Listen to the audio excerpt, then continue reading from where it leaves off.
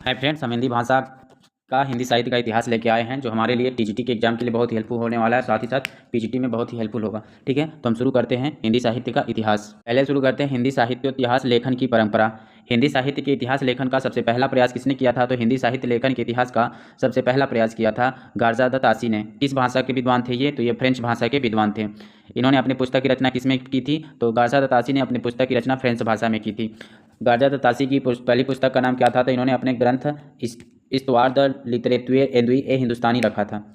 इस्तवार the लिटरेतुएर एंदुई ए हिंदुस्तानी ग्रंथ के दो भाग विभक्त थे। ठीक है, पहला भाग कब बना था? तो पहला भाग लिखा गया था 1839 में और दूसरा भाग लिखा गया था 1847 ईस्वी में। तासी के ग्रंथ का हिंदू अनुवादक करके किसने लिखा था? तो तासी के ग्रंथ का हिंदी अनुवाद किया था डॉक्टर लक्ष्मी सागर वारसियन ने। ठीक है, डॉक्टर लक्ष्मी सागर वारसियन ने तासी के ग्रंथ हिंदी का अनुवाद करके कौन सी बात लिखा था? तो हिंदुई साहित्य शीर्षक, हिंदुई साहित्य का इतिहास शीर्षक नाम से लिखा था। किस सन में लिखा था इन्होंने? तो 1952 ईस्वी में। हिंदी साहित्य इतिहास लेखन की परंपरा। जॉर्ज गियर्सन द्वारा रचित the modern vernacular literature of Hindustan, यानी कि जो हिंदू साहित्य लेखन की परंपरा के बारे में पढ़ेंगे तो modern vernacular literature of Hindustan किसने लिखा था? तो modern vernacular literature of Hindustan George Grierson ने लिखा था। ठीक है, इसको क्या कहा जाता है modern vernacular literature of Hindustan को? तो इसको कहा जाता है कि हिंदी साहित्य का ये पहला ऐतिहासिक ग्रंथ माना जाता है। यानी कि हिंदी साहित्य का पहला इतिहास का ग्रंथ कौन माना जाता है? तो modern vernacular literature of Hindustan को माना जाता है। ठीक है, modern vernacular literature of Hindustan का हिंदी अनुवाद किसने किया था? तो modern vernacular literature of Hindustan का हिंदी अनुवाद डॉक्टर किशोरीलाल गुप्त ने किया था। ठीक है, इसको the modern vernacular literature of Hindustan का हिंदी भाषा में अनुवाद करके कौन सी पुस्तक लिखी थी? तो डॉक्टर किशोरीलाल गुप्त ने हिंदी साहित्य का प्रथम इतिहास लिखा था। इसका प्रकाशन कब किया गया था? तो हिंदी साहित्य का प्रथम इतिहास का प्रकाशन 1957 ईस्वी में किया गया था। श्री महेश दत्त शुक्ल द्वारा रचित हिंदी साहित्य इतिहास लेखन परंपरा में हिंदी भाषा में लिखा गया प्रथम ग्रंथ किस नाम से जाना जाता है? तो भाषा काव्य संग्रह। भाषा काव्य संग्रह किसने लिखा था? तो भाषा काव्य संग्रह श्री महेश दत्त शुक्ल द्वारा लिखा गया था। क्या लिखा गया था इनके द्वारा? साहित्य इतिहास लेखन परंपरा में हिंदी भाषा में लिखा गया प्रथम ग्रंथ था। ठीक है, यानी हिंदी भाषा में लिखा गया प्रथम ग्रंथ जो साहित्य इतिहास लेखन परंपरा में। ठीक है, क्वेश्चन पूछ देगा कि हिंदी के साहित्य इतिहास लेखन परंपरा में हिंदी भाषा में लिखा गया प्रथम ग्रंथ कौन सा है? तो वह है भाषा काव्य संग्रह। किसके द्वारा लिखा गया था? महेश दत्त शुक्ल द्वारा। शिव सिंह सेंगर द्वारा शिव सिंह सरोज नाम से हिंदू भाषा में दूसरा महत्वपूर्ण इतिहास ग्रंथ रचा गया था। यानी हिंदी भाषा में दूसरा महत्वपूर्ण इतिहास ग्रंथ किसके द्वारा रचा गया था? तो शिव सिंह सेंगर के द्वारा रचा गया था। शिव सिंह सेंगर की पुस्तक का नाम क्या था? शिव सिंह सरोज था। पहली पुस्तक कौन सी जो इतिहास ग्रंथ में रची गई थी वह थी भाषा काव्य संग्रह। किसके द्वारा लिखी गई थी? श्री महेश दत्त शुक्ल द्वारा लिखी गई थी। ठीक है, बढ़ते हैं आगे। गियर्सन के इतिहास की विशेषता और उसके पश्चात क्या हुआ था? तो गियर्सन के इतिहास की विशेषता और उसके पश्चात गियर्सन ने लेखक एवं कवियों का काल क्रमानुसार वर्गीकरण किया।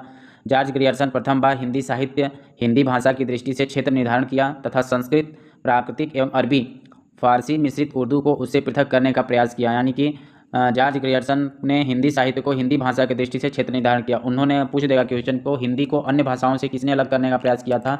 तो हिंदी को संस्कृत से, प्राकृतिक से, अरबी से और फारसी मिश्रित उर्दू से भी हिंदी को अलग करने का प्रयास करने का काम किया था ग्रियर्सन ने किया था।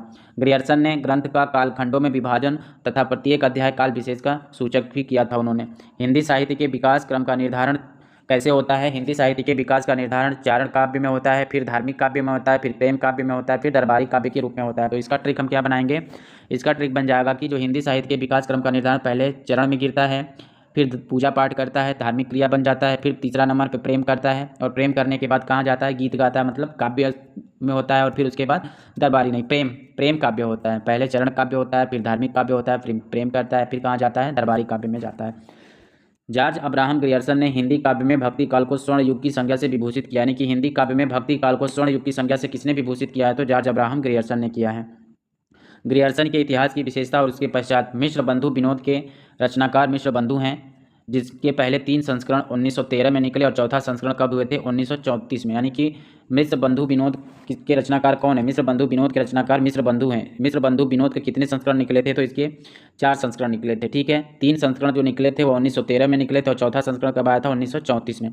मिश्र बंधुओं के काल विभाजन का नाम क्या है? मिश्र बंधुओं के काल विभाजन का नाम है आरंभिक काल, माध्यमिक काल, अलंकृत काल, परिवर्तन काल और वर्तमान काल। यानी मिश्र बंधुओं के काल विभाजन का नाम कितने हैं? 5 प्रकार के हैं। कौन कौन से? पहला आरंभिक काल है, दूसरा माध्यमिक काल है, तीसरा अलंकृत काल है, चौथा परिवर्तन काल है और पाँचवा वर्तमान काल है। शिव सिंह सेंगर, जॉर्ज ग्रियर्सन तथा मिश्र बंधु के इतिहास को कवि वृत्त संग्रह संज्ञा से आचार्य रामचंद्र शुक्ल ने अभिहित किया है। यानी कि आचार्य रामचंद्र शुक्ल ने कविवृत्त संग्रह की संज्ञा से किसको अभिहित किया है? तो आचार्य रामचंद्र शुक्ल ने शिव सिंह सेंगर, जॉर्ज ग्रियर्सन तथा मिश्र बंधु के इतिहास को कविवृत्त संग्रह संज्ञा से अभिहित किया है। हिंदी साहित्य का काल विभाजन। हिंदी साहित्य इतिहास के काल विभाजन का प्रथम श्रेय जॉर्ज ग्रियर्सन को जाता है। इसके बाद मिश्र बंधुओं रामचंद्र शुक्ल और हजारी प्रसाद द्विवेदी को जाता है। यानी कि हिंदी साहित्य के इतिहास का काल विभाजन का श्रेय किसे दिया जाता है? तो हिंदी साहित्य के इतिहास के काल का विभाजन प्रथम श्रेय किसको जाता है? जॉर्ज ग्रियर्सन को जाता है। इसके बाद किसके जाता है? इसके बाद मिश्र बंधुओं को, रामचंद्र शुक्ल को और हजारी प्रसाद द्विवेदी को। मिश्र बंधु ने कितने कितने काल में विभाजित किया? पहला आरंभिक काल, दूसरा माध्यमिक काल, तीसरा कौन से काल में था? तीसरा था अलंकृत काल, चौथा था परिवर्तन काल और फिर क्या है? वर्तमान काल। ठीक है, यानी कि इसको टिक लगाएं तो आम आपका हजारी प्रसाद द्विवेदी और आचार्य रामचंद्र शुक्ल द्वारा किया गया काल का विभाजन। आचार्य रामचंद्र शुक्ल द्वारा 1929 ईस्वी में प्रकाशित हिंदी साहित्य का इतिहास, यानी कि हिंदी साहित्य का इतिहास की पुस्तक आचार्य रामचंद्र शुक्ल ने कब प्रकाशित किया था? तो 1929 ईस्वी में। आचार्य रामचंद्र शुक्ल के द्वारा हिंदी साहित्य के इतिहास को कितने काल में बांटा गया है? 4 काल में बांटा गया। कौन कौन सा? वीरगाथा काल, भक्ति काल, रीति काल और आधुनिक काल। यानी आचार्य रामचंद्र शुक्ल ने हिंदी साहित्य के इतिहास को किस किस भाग में बांटा है? वीरगाथा काल, भक्ति काल, रीति काल और आधुनिक काल में बांटा है। ठीक है, कौन कौन से काल में बांटा है? तो वीरगाथा काल, भक्ति काल, रीति काल और आधुनिक काल। काल पीरियड क्या है? वीरगाथा काल जो है 1050 से 1375 संवत और 993 ईस्वी से 1318 ईस्वी। ठीक है, फिर भक्ति काल को बांटा है 1318 ईस्वी से 1643 ईस्वी और रीति काल को बांटा है 1643 से 1843 ईस्वी और आधुनिक काल 1900 ईस्वी से आगे। यह किसने बांटा है? तो रामचंद्र शुक्ल। तो इस तरह इनमें अंतर क्या है? वीरगाथा काल, भक्ति काल, रीति काल और आधुनिक काल। ठीक है, तो इसको क्या लिखेंगे? विभारीय ट्रिकल बना लेंगे तो वीरगाथा काल, भक्ति काल, रीति काल और आधुनिक काल। और काल पीरियड में अंतर कितना है? 325 साल का अंतर दिखाया गया इसमें। ये और इस दो में तो 325 साल का अंतर है, उसके बाद 200 साल का अंतर है। ठीक है, तो शुरुआत कितने होती है? 1050 में शुरुआत होती है। किसमें शुरुआत होती है? 1050 में शुरुआत होती है 325 साल तक। तो 1050 से 1375, फिर 1375 से 1700, फिर 1700 से 1900, 1900 से आगे वीरगाथा काल, भक्ति काल, रीति काल और आधुनिक काल। ठीक है, अब बढ़ते हजारी प्रसाद और आचार्य रामचंद्र शुक्ल द्वारा, यानी कि हजारी प्रसाद द्विवेदी द्वारा किया गया काल का विभाजन। तो हजारी प्रसाद द्विवेदी ने किसमें किया है? आदिकाल, पूर्व मध्यकाल, उत्तर मध्यकाल और आधुनिक काल में किया। ने किसमें किया था? रामचंद्र शुक्ल ने किया था वीरगाथा काल, भक्ति काल, रीति काल और आधुनिक काल में। वहीं हजारी प्रसाद द्विवेदी में किसमें किए हैं?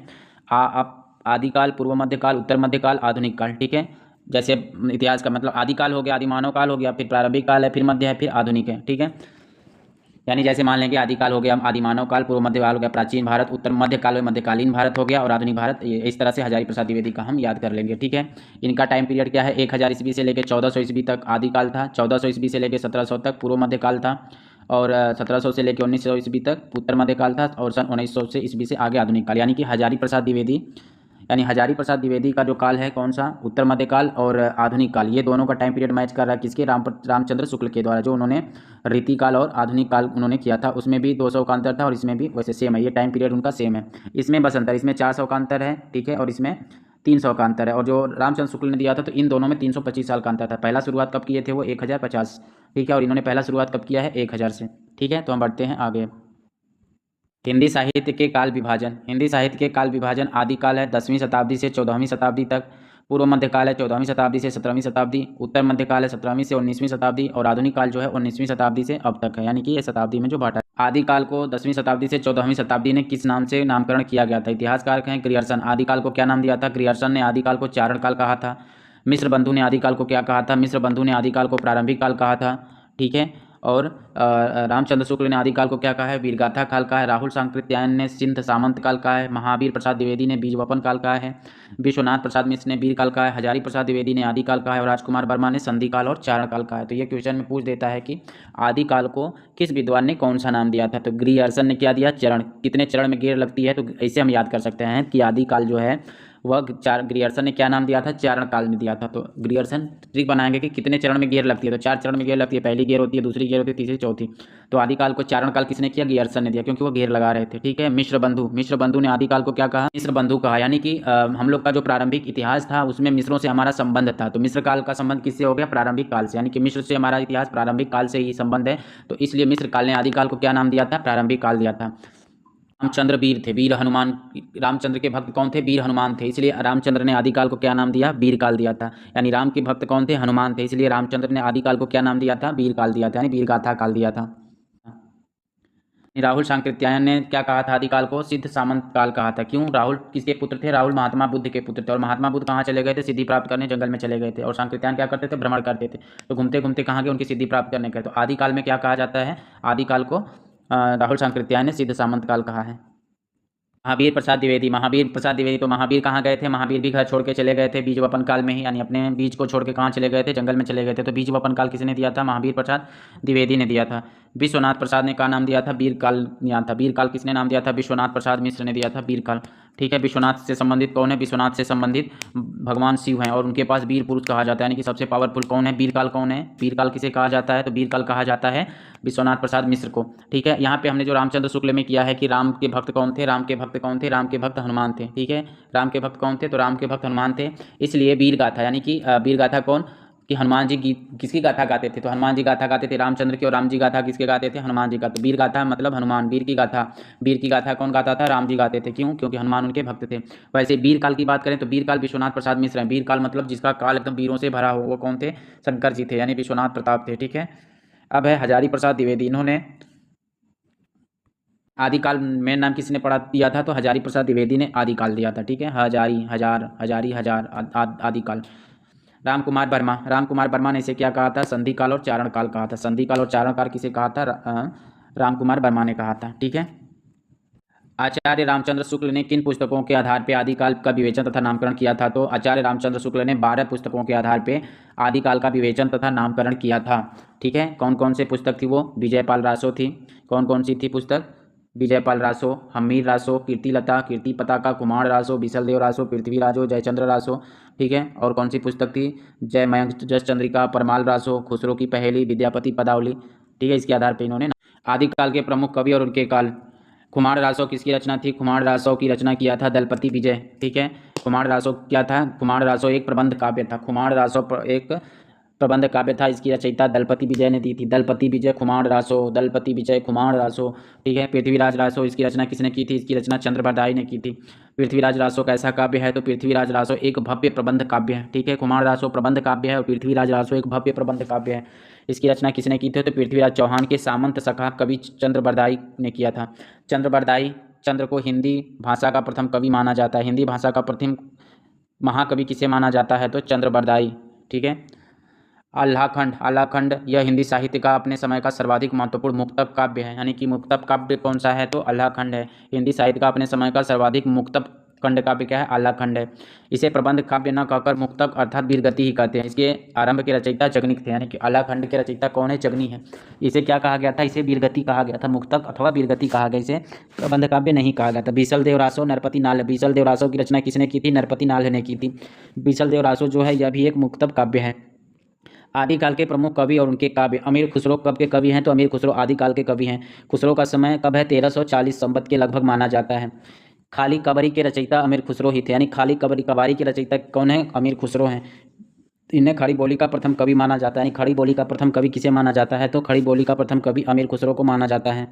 आदिकाल की रचनाएं, रचनाकार और रचना। गोरखनाथ या गोरक्षनाथ, कौन कौन सी रचना इनकी? सबदी है, पद है, प्राण संकली, शिष्यादासन पंथ के प्रवर्तक। शिष्यादासन पंथ के प्रवर्तक, प्राण संकली, सबदी और पद। चंद्रबरदाई, पृथ्वीराज रासो शुक्ल के अनुसार हिंदी का प्रथम महाकाव्य।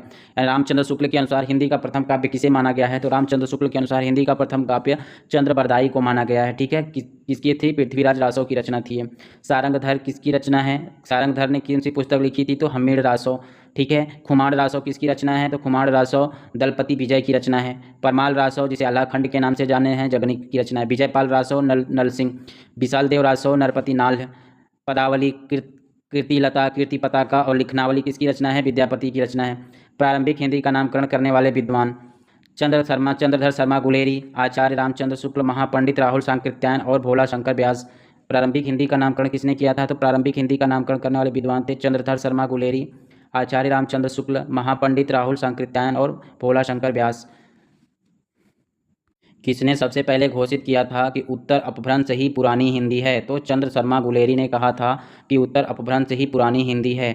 राजा मुंज को पुरानी हिंदी का प्रथम कवि मानते हुए 10वीं शताब्दी के अंतिम चरण में हिंदी साहित्य का आरंभ माना। यानी कि पुरानी हिंदी का प्रथम कवि राजमुंज को किसने माना था? तो चंद्रधर शर्मा गुलेरी ने माना है।